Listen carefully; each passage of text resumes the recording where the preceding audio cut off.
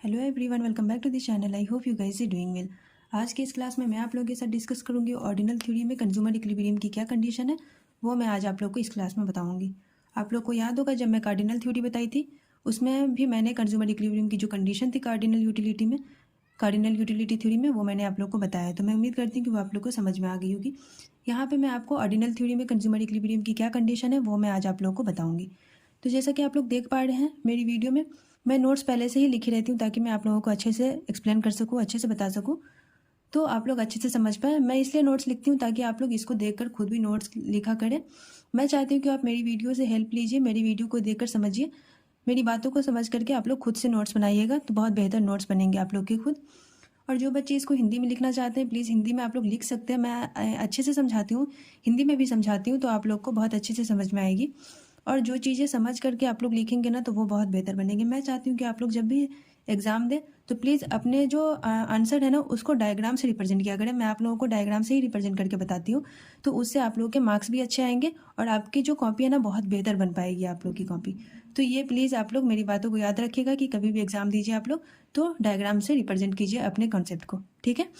तो यहाँ पे आप लोग देख सकते हैं मैं आप लोग को अभी कंज्यूमर इक्विलिब्रियम बताऊंगी कि ऑर्डिनल थ्योरी में कंज्यूमर इक्विलिब्रियम की क्या कंडीशन है। यहाँ पे आप लोग देख सकते हैं कंज्यूमर इक्विलिब्रियम मैंने लिखा है, it is a situation where consumer does not have any incentive to change its consumption bundle. ठीक है, मतलब एक ऐसी सिचुएशन जिसमें कंज्यूमर के पास किसी तरह का कोई इंसेंटिव नहीं है कि अपनी कंजम्पशन सिचुएशन को चेंज करे। ठीक है, मतलब कंजम्पशन सिचुएशन को चेंज करने का कोई इंसेंटिव नहीं है उनके पास। मतलब वो मैक्सिमम यूटिलिटी अटेंड कर रहा होता है with in the given budget constant. ठीक है, जब उसको मैक्सिमम यूटिलिटी मिल रही है with in the given budget constant तो वो क्यों अपनी सिचुएशन को चेंज करेगा। तो मैक्सिमम से थोड़ा सा भी इधर उधर डिवेट होगा ना तो उसके ही नीचे ही वो आएगा, तो मैक्सिमम रीच कर जाएगा। यहाँ पर मैक्सिमम रीच कर रहा है तो मैं यहाँ पे क्या है ना कि तो फिर वो क्यों चेंज करेगा अपनी कंजम्पशन सिचुएशन को, तो उसे ही आप कंज्यूमर की इक्विलिब्रियम कहते हैं। ठीक है, आई रिपीट अगेन, एक बार मैं फिर बता देती हूँ आप लोगों को। मतलब जब वो मैक्सिमम यूटिलिटी अटेंड कर रहा होता है with in the given budget constant पे तो तब उसकी मैक्सिमम यूटिलिटी मिल रही होती है with in the given budget constant, तो वो क्यों अपनी सिचुएशन को चेंज करेगा। तो मैक्सिमम से थोड़ा सा भी इधर उधर डिवेट होगा तो उसके वो नीचे ही आ जाएगा, तो मैक्सिमम रीच कर गया है। ठीक है, तो फिर वो क्यों चेंज करेगा, तो उसे ही आप कंज्यूमर का इक्विलिब्रियम कहते हैं। फॉर दिस इसकी क्या कंडीशन है कंज्यूमर इक्विलिब्रियम की, यहाँ पे आप लोग देख सकते हैं मैंने बताया है marginal MRS of XY is equal to PX over PY। इसको ना फर्स्ट ऑर्डर कंडीशन या नेसेसरी कंडीशन भी कहते हैं। ये आप लोग के ऑब्जेक्टिव में ये क्वेश्चन आ सकते हैं, इसलिए मैंने लिख दिया यहाँ पे। सेकेंड कंडीशन है इसका MRS XY must be diminishing. इसको सेकेंड ऑर्डर कंडीशन या सफिशियंट कंडीशन बोलते हैं। ये ऑब्जेक्टिव क्वेश्चन में आ सकते हैं, तो मैं बहुत इंपॉर्टेंट है तो मैंने इसलिए आप लोगों को बता दिया यहाँ पे। आप लोग जानते हैं ये चीज़ है कि MRS को marginal rate of substitution of X good and Y good बोलते हैं, तो ये आप लोग को मालूम ही होगा। और जो ये जो है ना, और जो ये प्राइस लाइन है, ये बजट लाइन है, उसके स्लोप को हम प्राइस लाइन या बजट लाइन के स्लोप को हम यहाँ पे देख सकते हैं PX ओवर PY बोलते हैं। ठीक है, तो ये PX या PY कंज्यूमर इक्विलिब्रियम की सिचुएशन है कि जब MRS XY is equal to PX by PY होता है तो इक्विलिब्रियम पर होता है। यहाँ पे मैंने लिखा है MRS XY is equal to PX by PY, तब इक्विलिब्रियम पर होता है। ठीक है, सेकंड आप लोग देख सकते हैं marginal rate of substitution of X good and Y good must be diminishing. इसको सफिशियंट ऑर्डर कंडीशन या यहाँ पे देखते हैं सेकेंड ऑर्डर कंडीशन या सफिशियंट कंडीशन बोलते हैं इसको, तो ये आप लोग को याद होगा। आपको पता है कि इंडिविजुअल कंज्यूमर जो है, जो रैशनल कंज्यूमर है, वो क्या करना चाहता है, तो मैं आपको उसी को मैंने यहाँ पे इस डायग्राम में आप लोगों को बताई हूँ। देखिए प्लीज, ये यहाँ पे देखिए ये पॉजिटिव क्वाड्रेंट है Y एंड X। यहाँ पे आप लोग देख सकते हैं X एंड Y ये पॉजिटिव क्वाड्रेंट है। ठीक है, इसमें देखिए आप लोग ये जो है ना हायर से हायर इंडिफरेंस कर पे जाना चाहता है। ये देखिए हायर से हायर इंडिफरेंस कर पे ये जाना चाहता है, इंडिफरेंस कर्व। यहाँ पे देखिए IC1 IC2 मैंने यहाँ पे लिखा है।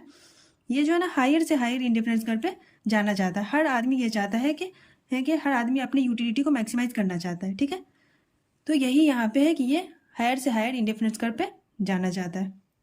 यहाँ पर मैं आप लोगों को एक बात बताना चाहती हूँ कि जब बहुत सारे इंडिफरेंस कर्व एक साथ मिलते हैं ना तो उसे इंडिफरेंस मैप बोलते हैं। यहाँ पे देखिए मैंने यहाँ पे लिख भी दिया इंडिफरेंस में, इसको जो है ना ये बहुत सारी इंडिफरेंस कर्व एक साथ है यहाँ पे, क्योंकि ये हायर से हायर इंडिफरेंस कर्व पे जाना चाह रहा है तो यहाँ पे बहुत सारे इंडिफरेंस कर्व है।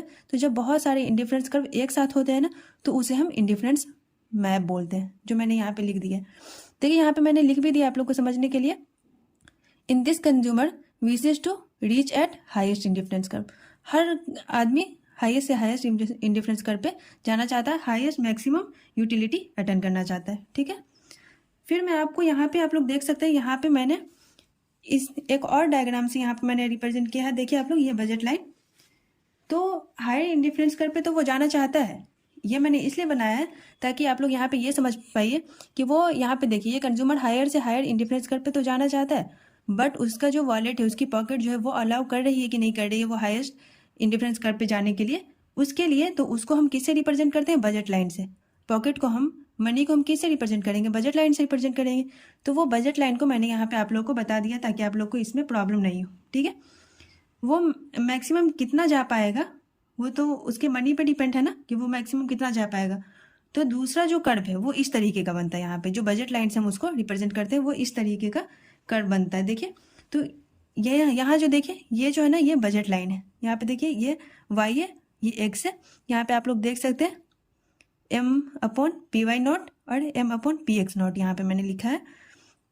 और ये यहाँ पे देखिए ये बजट लाइन है, ये मैं आपको बता रही हूँ, ये इसको ना बजट लाइन बोलते हैं। ठीक है, ये आप लोग को बहुत अच्छे से समझनी है, इसको हम बजट लाइन। यहाँ पे देखिए इसके ना ये जो है ना ये कंज्यूमर इसके बियॉन्ड नहीं जा सकता, ये है ना ये इसके बियॉन्ड नहीं जा सकता। अब मैं इन दोनों यहाँ पे ये मैं यही बता रही थी कि जो पॉकेट अलाउ करता है उसको हम बजट लाइन से रिप्रेजेंट करते हैं। तो यहाँ पे जो कंज्यूमर है ना ये बजट लाइन के बियॉन्ड नहीं जा सकता है, जो मैं आप लोग को यहाँ पे भी बताई हूँ ऊपर में कि वो हाईएस्ट इंडिफरेंस कर्व पे जाना चाहता है ना, तो ये इसके बियॉन्ड या तो इससे नीचे रहेगा या तो इसके ऊपर वो जाएगा ना, तो उसके बियॉन्ड हो जाएगा, वो नहीं जा सकता, उसको मैक्सिमम यूटिलिटी उसको इक्विलिब्रियम पॉइंट पे ही मिलती है। ठीक है, तो इन दोनों डायग्राम को ना मैं एक साथ करके आप लोगों को समझाती हूँ तो वो आप लोग को बहुत अच्छे से समझ में आएंगे। ये दोनों डायग्राम को मैं एक साथ बना करके दिखाई हूँ आप लोग को। यहाँ पे आप लोग देख सकते हैं, यहाँ पे आप लोग देख सकते हैं, ये मैं इन दोनों डायग्राम को एक साथ बताई हूँ। देखिए प्लीज, यहाँ पे आप लोग देख सकते हैं मैं दो डायग्राम को एक साथ बनाई हूँ। ये देखिए यहाँ पे क्या है ना, ये y है, यहाँ पे x है जो पॉजिटिव क्वाड्रेंट है यहाँ पे, और ये जो है ना m/, यहाँ पे देखिए py0 और ये m/px0, ये जो है ना हमारा ये बजट लाइन है जो मैं आपको पिछले में बताई हूँ। तो वहाँ पे मैं सिंगल सिंगल बताई थी, तो मैं दोनों डायग्राम को एक साथ बनाई हूँ, तो वो मैं आप लोग को समझाना चाहती हूँ ताकि आप लोग को बहुत अच्छे से समझ में आए। आप लोग में अगर एग्जाम में लिखते हैं तो ये डायग्राम से प्लीज़ रिप्रेजेंट कीजिएगा, तो आप लोग के मार्क्स अच्छे आएंगे। तो यहाँ पे ये बजट लाइन है। ठीक है, अब यहाँ पे देखिए आप लोग, ये एक इंडिफरेंस कर्व यहाँ पे देखिए IC है, यहाँ पे देखिए IC, ये इंडिफरेंस कर्व है और ये बजट लाइन है। ठीक है, और ये बजट लाइन और इंडिफरेंस कर्व में ये देखिए सबसे पहले A पॉइंट पे ये मीट कर रहा है y0 और x0 पे, और फिर वो बजट लाइन यहाँ पे देखिए x1 एंड यहाँ पे देखिए ये x1, ये y1 और x1 पे ये मीट कर रहा है। यहाँ पे देख सकते हैं बजट लाइन इतना और इतना पर मिल रहा है। अब कंज्यूमर अपने नॉलेज से यहाँ पे देखिए hit and trial method use करता है, और ट्रायल मेथड यूज़ करके वो देखना चाहता है कि उसके ऊपर जा सकते हैं या नहीं।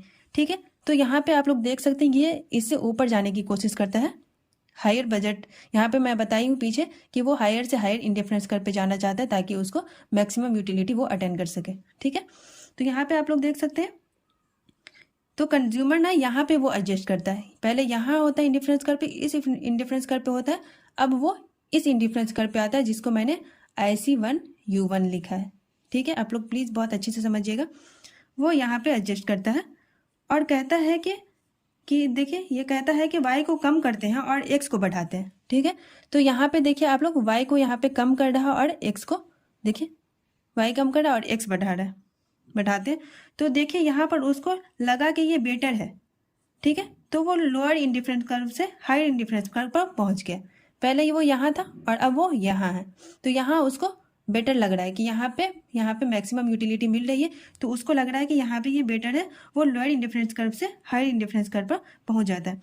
अब फिर वो एक और ट्रायल करना चाहता है और उससे वो फिर ऊपर जाना चाहता है, और उसको लगता है कि हो सकता है हम इससे और बेटर, इससे और हाईएस्ट ऊपर जाएंगे तो इससे और मैक्सिमम यूटिलिटी हम अटेंड कर सकेंगे, तो वो इसलिए इससे और ऊपर जाना चाहता है। ठीक है, लेकिन अब वो उससे ऊपर नहीं जा सकता है क्योंकि वो बजट लाइन के बियॉन्ड है। ठीक है, यहाँ पे देख सकते हैं ये बजट लाइन के बियॉन्ड हो गया, तो वो बजट लाइन के बियॉन्ड नहीं जा सकता है। ठीक है, तो वो अब यहाँ पे देखिए नहीं जा पा रहा है, वो इससे बियॉन्ड नहीं जा पा रहा है क्योंकि वो अब डिज़ायर कर रहा है IC2 पे। वो यहाँ पे देखिए वो डिज़ायर कर रहा है ना, तो IC2 पे वो बजट लाइन के बियॉन्ड है, IC2 के ऊपर बजट लाइन के वो बियॉन्ड चला गया। ठीक है, तो वो उसकी जो मैक्सिमम यूटिलिटी है ना वो B पड़ी है। यहाँ पे आप लोग देख सकते हैं ये इक्विलिब्रियम भी है यहाँ पे, और ये इसको मैंने A पॉइंट लिया है, यहाँ पे B है, यहाँ पे मैंने C दिया है। तो आप लोग यहाँ पे देख सकते हैं कि उसको मैक्सिमम यूटिलिटी पॉइंट B पे वो अटेंड कर रहा है। ठीक है, तो ये आप लोग को बेहतर समझ में आ रही होगी। यहाँ पे देखिए मैंने लिख भी दिया है, in above diagram the maximum utility can be attend at point B on indifference curve. देखिए है ना, इंडिफरेंस कर्व 1 यहाँ पे मैंने लिख दिया है। तो ये जो है ना, ये मैंने यहाँ पे ये बताने की कोशिश करी हूँ कि इसको इंडिफरेंस कर्व 1 पे इसको मैक्सिमम यूटिलिटी वो अटेंड कर रहा है। ठीक है, यहाँ तक आप लोग को ये चीज़ें समझ में आ गई होगी। अब यहाँ पे ये देखना है ना कि इस डायग्राम में जो A पॉइंट है इसकी क्या सिचुएशन है इसमें, ये मैं आप लोग को बताऊंगी। मैंने यहाँ पे आपको ये बता दिया है कि पॉइंट B में कंज्यूमर को यहाँ पे मैक्सिमम यूटिलिटी वो अटेंड कर रहा है, तो ये आप लोग को समझ में आ गई। तो मैं सिचुएशन A को समझाने के लिए मैं एक अलग से डायग्राम बनाई हूँ। यहाँ पे आप लोग देख सकते हैं एट पॉइंट A मैंने लिखा है। तो यहाँ पे आप लोग सबसे पहले ये देखिए कि इसमें पॉइंट A का क्या सिचुएशन है, किस टाइप का है ये। तो मैं आप लोग को बता दूं कि इंडिफरेंस कर्व का स्लोप M-XY होता है, जो मैं आप लोग को पहले भी बताई हूँ, तो ये आप लोग को याद रखनी है। ठीक है, अब आप लोग यहाँ पे ये देखिए कि ये पॉजिटिव क्वाड्रेंट है, आप लोग देख सकते हैं X एंड Y। ठीक है, और ये जो है ना ये हमारा बजट लाइन है, ये M/PY0 और M/PX0 ये हमारा बजट लाइन है। ठीक है, तो ये जो हमारा ये पॉइंट A है ना, जो आप लोग इस डायग्राम में देख सकते हैं, यहाँ पे ये पॉइंट A, यहाँ पे मैंने इसी को दूसरा डायग्राम यहाँ पे बनाया है। ठीक है, तो ये आप लोग देखिए ये जो पॉइंट A है, तो इसमें आपको ये देखना है कि ये इसमें किसका स्लोप बड़ा है, बजट लाइन का स्लोप बड़ा है या इंडिफरेंस कर्व का स्लोप बड़ा है। तो यहाँ पे आप लोग देख सकते हैं कि यहाँ पे ना इंडिफरेंस कर्व का स्लोप बड़ा है, क्योंकि यहाँ पे आप लोग देखिए इंडिफरेंस कर्व यहाँ पे स्टीपर है, बजट लाइन का स्लोप कम है, इंडिफरेंस कर्व का स्लोप यहाँ पे ज़्यादा है क्योंकि इंडिफरेंस कर्व स्टीपर है। ठीक है, और अब जो मैं आप लोग को यहाँ पे बताऊंगी, यहाँ पे देखिए ये मैं आप लोग को यहाँ पे लिख भी दी हूँ, at A slope of indifference curve is greater than budget line. ये मैं B जो लिखी हूँ ना ये बजट लाइन है, बजट लाइन को मैं BL लिखी हूँ, तो ये आप लोग याद रखिएगा कि ये बजट लाइन है। यहाँ पे देखिए at A slope of indifference curve is greater than budget line, यहाँ पे मैंने लिख भी दिया है M/XY greater than price of X upon price by Y। ठीक है, so in this situation Y will be, यहाँ पे देखिए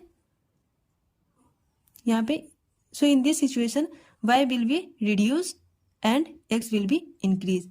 यहाँ पे आप लोग देख सकते हैं कि Y जो है ना ये कम हो रहा है और जो है X बढ़ रही है।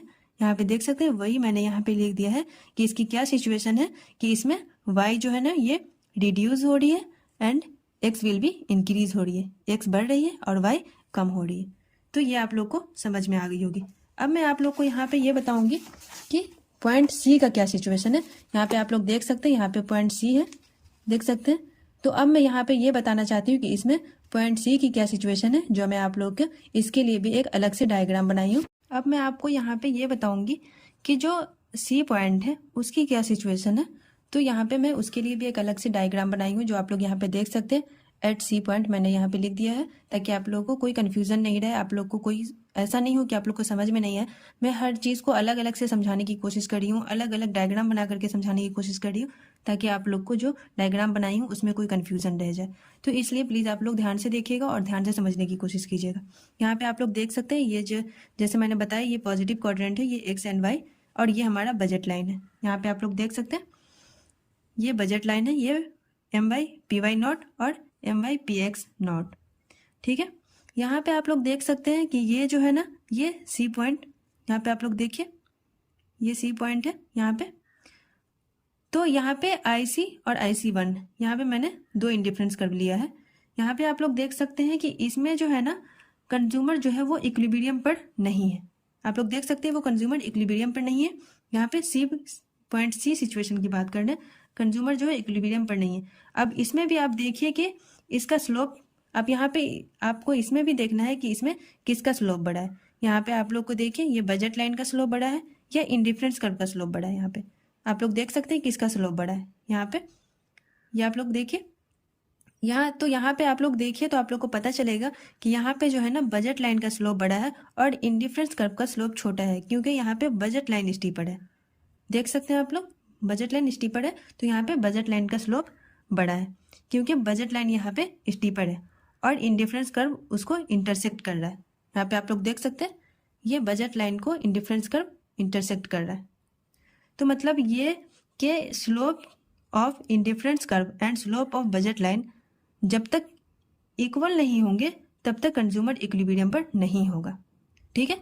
ये आप लोग को C सिचुएशन में पता चला, पॉइंट C सिचुएशन में पता चला कि जब तक यहाँ पे देखिए कि slope of indifference curve and slope of budget line जब तक बराबर नहीं होंगे, जब तक इक्वल नहीं होंगे, तब तक कंज्यूमर इक्विलिब्रियम पर नहीं होगा, ठीक है। जो मैंने आपको फर्स्ट में मैंने B पॉइंट बताई थी उसमें कंज्यूमर इक्विलिब्रियम पर है, तो उसमें consumer highest utility maximum utility attain कर रहा है वहाँ पे। तो वो आप लोग को अच्छे से समझ में आ गई होगी। जो मैंने यहाँ पे लिख भी दिया है देखिए आप लोग, at C slope of indifference curve is less than slope of budget line. मैं हर चीज़ पॉइंट से मैं लिख भी देती हूँ ताकि आप लोग इस चीज़ को नहीं भूलिए। आप प्लीज़ अच्छे से देखने की कोशिश करें, मैं लिख देती हूँ अच्छे से। और यहाँ पे आप लोग देख सकते हैं कि MRS XY देखिए less than price of X by price by Y। जो मैंने यहाँ पे लिखा है कि C पॉइंट पर slope of indifference curve is less than slope of budget line, जो मैंने यहाँ पे लिखा है ये चीज़ आप लोग याद रखिएगा। यहाँ पे देखिए इन दिस सिचुएशन यहाँ पे क्या हो रहा है ना कि X जो है रिड्यूस हो रही है। यहाँ पे देखिए X जो है ना कम हो रही है, यहाँ पे देखिए X कम हो गई, रिड्यूस हो रही है, एंड Y इंक्रीज हो रही है। ये Y जो है इंक्रीज हो रही है और X रिड्यूस हो रही है। X कम हो रही है, Y बढ़ रही है। Till slope of indifference curve is equal to slope of budget line, ठीक है। स्लोप ऑफ इंडिफरेंस कर्व और स्लोप ऑफ बजट लाइन बराबर होनी चाहिए। देखिए that is MRS XY is equal to price of X by price by Y। यहाँ पे देख सकते हैं MRS XY must be diminishing, जो मैंने सेकेंड कंडीशन बताई थी। यहाँ पे देखिए कंप्लीट हो रही है। तो ये आप लोग को मैं उम्मीद करती हूँ कि बहुत अच्छे से समझ में आ गई होगी। अगर आप लोग को फिर भी नहीं समझ में आती है तो प्लीज़ आप मुझे कमेंट कीजिएगा, मैं ज़रूर आप लोग का रिप्लाई करूँगी, बताने की कोशिश करूँगी। मैं खुद तो चाहती हूँ कि आप लोगों को बहुत बेहतर बता सकूँ, इसलिए मैं अलग अलग से डायग्राम बना करके भी आप लोग को समझाने की कोशिश करती हूँ। फर्स्ट मैंने अलग अलग से डायग्राम बनाया था, फिर उसको मैंने एक साथ करके दिखाया, फिर उसमें A, B और C पॉइंट मैंने जो दिखाया था आप लोग को, उसको भी मैंने अलग अलग करके दिखा दिया कि कौन से पॉइंट पे किस सिचुएशन है। तो वो चीज़ें आप लोग को अच्छे से समझ में आनी चाहिए। तो मैं उम्मीद करती हूँ कि यहाँ तक आप लोग को समझ में आ गई होगी। प्लीज़ आप लोग वीडियो को पूरा देखा कीजिए, कहीं पे स्किप नहीं कीजिए। आप लोग को अच्छे से समझ में आनी चाहिए। आप लोग अच्छे से डायग्राम से रिप्रेजेंट करने की कोशिश करें अपने कॉन्सेप्ट को, तो ज़्यादा अच्छे से समझ में आएगी। ये जो सब्जेक्ट है इकोनॉमिक्स, ये बिल्कुल रटने वाली चीज़ नहीं है। तो इसको आप लोग चाहेंगे कि सिर्फ लिख दें, रट करके लिख दें, तो ऐसे मार्क्स नहीं आएंगे अच्छे। और मैं चाहती हूँ कि आप लोग डायग्राम से रिप्रेजेंट कीजिए ताकि आप लोग के कॉन्सेप्ट क्लियर रहे, ठीक है। तो मैं इस वीडियो को यहीं पे एंड करती हूँ। और प्लीज़ वीडियो अच्छी लगती हो तो लाइक करें, शेयर करें एंड सब्सक्राइब करें। Thank you.